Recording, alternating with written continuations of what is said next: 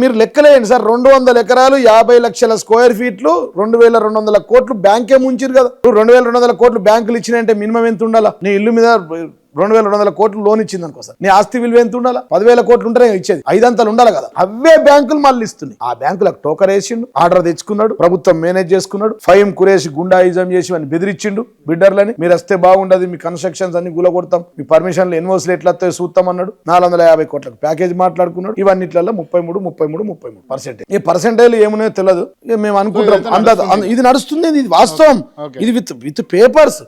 I'm giving evidences. దీని మీద BJP వాళ్ళు ఎందుకు మాట్లాడతలేరు? రఘునందన్ ఎందుకు మాట్లాడతలేరు? విశ్వేశ్వర రెడ్డి ఎందుకు మాట్లాడతలేడు? విశ్వేశ్వర రెడ్డి మీద ఓడిపోయాను కదా, నువ్వు 10,000 కోట్ల ఆస్తిని అప్పనంగా కొట్టేస్తే గవర్నమెంట్ది ఎన్సీఎల్టీలో నువ్వెందుకు చేస్తావు? ఇది వైట్ కాలర్ క్రైమ్. దీనిలో సుప్రీంకోర్టులో ఉంది ఇప్పుడు మ్యాటర్, చెప్తాను నేను దాని గురించి కూడా. నెక్స్ట్ వర్షన్ వస్తుంది. ఇట్లా ఈ రెండు. ఇంకోటి మీకు ఇందాక అన్నారు కదా, అల్యూమినియం ఫ్యాక్టరీ అని అడిగారు మీరు ఇంతకు ముందు. అల్యూమినియం ఫ్యాక్టరీ 100 ఎకరాలు